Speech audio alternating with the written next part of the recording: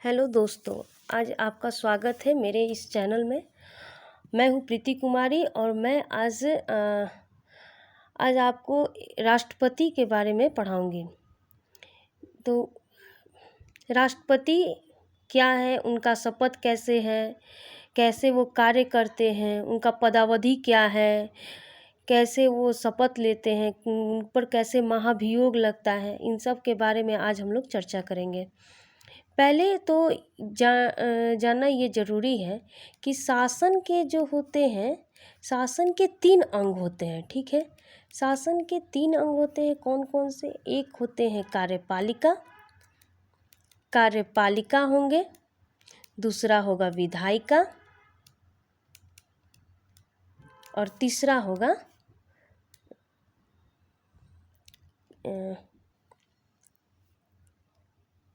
न्यायपालिका।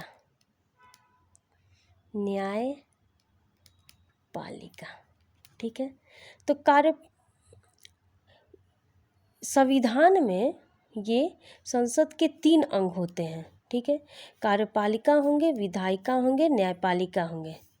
तो कार्यपालिका में क्या होता है कि कार्यपालिका में ही बहुत सारे होते हैं, जैसे कि इसमें राष्ट्रपति होंगे, प्रधानमंत्री होंगे, उपराष्ट्रपति होंगे, फिर मंत्री परिषद होगा और एक होगा महान्यायवादी। ऐसे हो गया।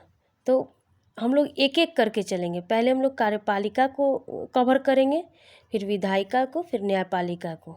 तो पहले आज हम लोग कार्यपालिका में सबसे पहले हम लोग देखेंगे राष्ट्रपति को।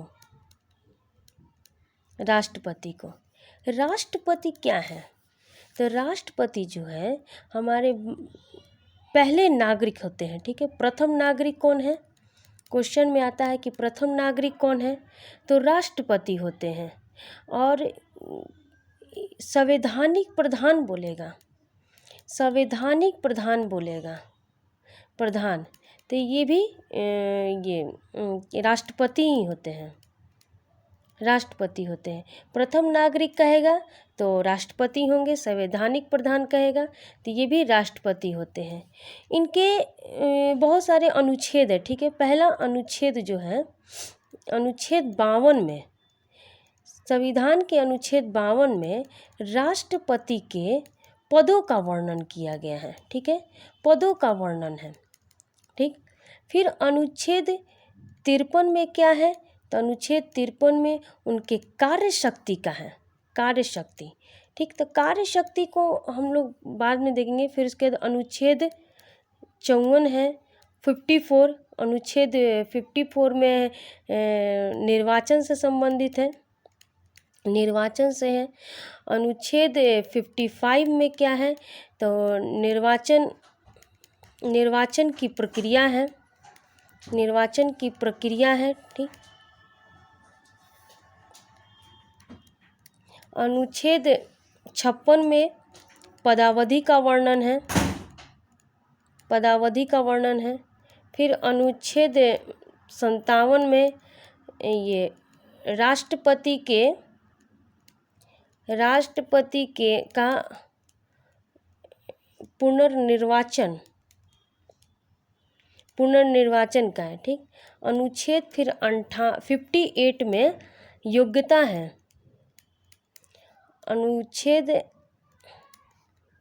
60 में शपथ, अनुच्छेद 61 में महाभियोग।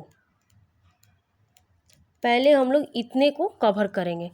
जैसे अनुच्छेद 52 में क्या कहा गया है? तो राष्ट्रपति के पद का वर्णन है। अनुच्छेद 53 में कार्यशक्ति है। अनुच्छेद 54 में निर्वाचन है। 55 में निर्वाचन की प्रक्रिया है, या इसको रीति भी कह सकते हैं। अनुच्छेद 56 में पदावधि है। अनुच्छेद 57 में राष्ट्रपति का पुनर्निर्वाचन है। 58 में योग्यता है, 60 में शपथ है और 61 में महाभियोग है। एक क्वेश्चन आता है कि राष्ट्रपति जो है हमारे हेड होते हैं या वास्तविक हेड होते हैं, वास्तविक हेड। ठीक, तो अगर ऐसा क्वेश्चन आता है तो हम लोग लगाते हैं कि राष्ट्रपति क्या है, तो हेड है, और ये प्रधानमंत्री बोलेगा तो वास्तविक हेड है। मतलब कि अगर कोई भी डिसीजन लिया जाता है तो प्रधानमंत्री और राष्ट्रपति की सलाह से ही कोई भी कानून बनकर हमारे सामने आता है। जैसे अब हम लोग अनुच्छेद 54 पढ़ेंगे। ठीक, अनुच्छेद 54 में क्या है? अनुच्छेद 54 में निर्वाचक मंडल से संबंधित, निर्वाचक मंडल मतलब कि राष्ट्रपति का जो निर्वाचन होगा वो निर्वाचक मंडल की प्रक्रिया के अनुसार होगा, निर्वाचक मंडल की प्रक्रिया के अनुसार होगा। ठीक, निर्वाचक मंडल क्या है? मतलब कि इसमें लोकसभा होगा, लोकसभा होगा, राज्यसभा होगा, विधानसभा होगा। लोकसभा, राज्यसभा और विधानसभा के ये सब के क्या होंगे? निर्वाचित सदस्य होंगे, निर्वाचित सदस्य होंगे। ठीक, और इसमें एक आ जाता है दिल्ली का और पुडुचेरी का, दिल्ली एंड पुडुचेरी। ठीक है, पुडुचेरी, दिल्ली और पुडुचेरी का भी निर्वाचित सदस्य का भी निर्वाचित सदस्य, ठीक, इसमें होता है। मतलब कि इस केंद्र शासित प्रदेश में ये भी दो आ जाते हैं, केंद्र शासित प्रदेश में, केंद्र शासित प्रदेश में ये भी।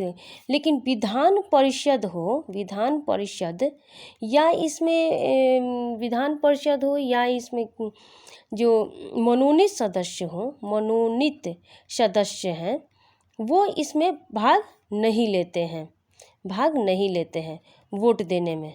ठीक है, भाग नहीं लेते हैं, पार्टिसिपेट नहीं करते हैं वोटिंग करने में। केवल क्या होते हैं, तो निर्वाचित सदस्य। क्वेश्चन आएगा कि निर्वाचित सदस्य होंगे कि मनोनीत सदस्य होंगे, तो नहीं, इसमें केवल निर्वाचित सदस्य ही भाग लेते हैं। लोकसभा, राज्यसभा, विधानसभा और दिल्ली और पुडुचेरी के निर्वाचित सदस्य इसमें भाग लेंगे। फिर अनुच्छेद जो 55 में कहा गया कि इसमें एक है कि राष्ट्रपति का जो निर्वाचन होगा एकल संक्रमणीय, ठीक है, एकल संक्रमणीय और समान अनुपातिक प्रतिनिधित्व के माध्यम से किया जाता है। समान अनुपातिक प्रतिनिधित्व के माध्यम से किया जाएगा, मतलब कि इसमें वोटिंग जो होगा उसमें समान माना जाएगा। लोकसभा और राज्यसभा के सदस्य होंगे और फिर विधानसभा के सदस्य होंगे, इन दोनों को बराबर का किया जाता है।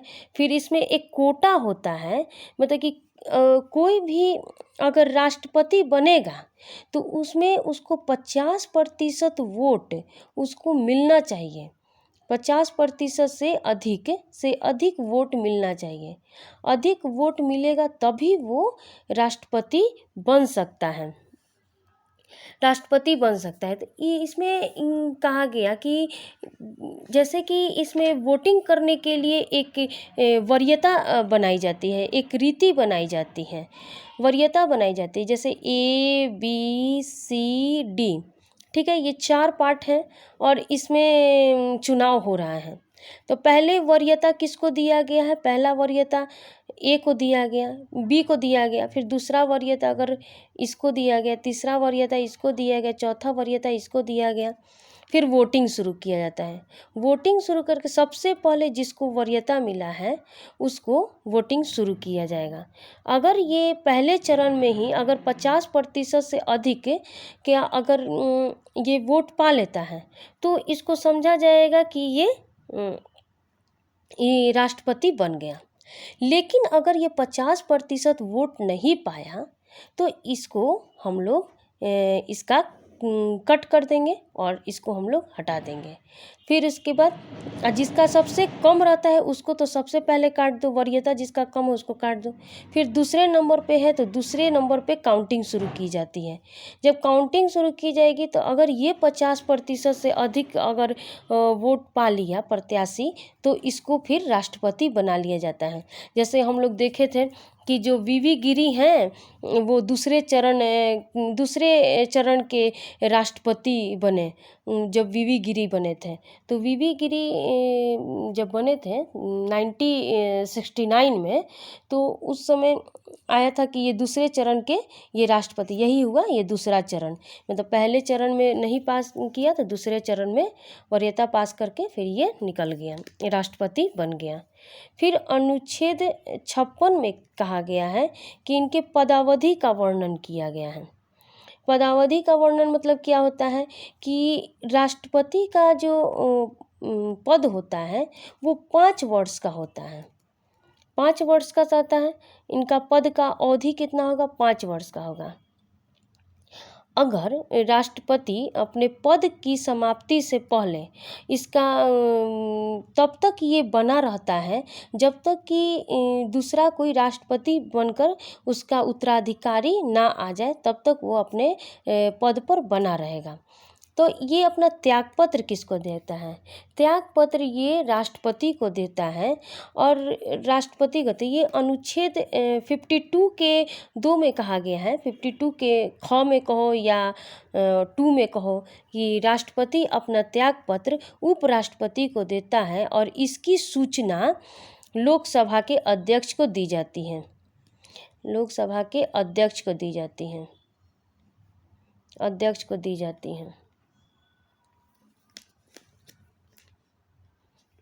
फिर एक कहा गया कि अनुच्छेद 57 में कहा गया कि एक व्यक्ति कितनी बार चाहे उतनी बार वो राष्ट्रपति बन सकता है। अगर वो जीत भी गया है और अगली बार वो राष्ट्रपति बनने के लिए चुनाव लड़ सकता है। और इसकी तो आयु सीमा निश्चित की गई है 35, लेकिन अधिकतम आयु इसकी निश्चित नहीं की गई है कि कितने साल तक ये बने रहेंगे। तो ये इसका है कि कितनी बार वो चाहे, इसमें 57 में कहा गया है कि कितनी बार वो चाहे तो राष्ट्रपति वो बन सकता है, राष्ट्रपति बन सकता है, उसके पद के लिए लड़ सकता है।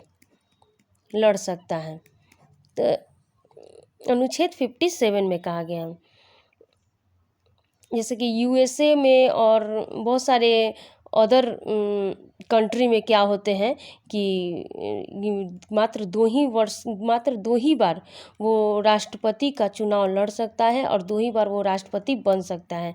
लेकिन हमारे ही संविधान में ऐसा कहा गया है कि कितनी बार वो चाहे वो राष्ट्रपति बन सकता है और लड़ सकता है। अब राष्ट्रपति की योग्यता, अब यही लास्ट टॉपिक आज हम डिस्कस करेंगे, उसके बाद नेक्स्ट टॉपिक अगले वीडियो में कवर करेंगे। राष्ट्रपति 50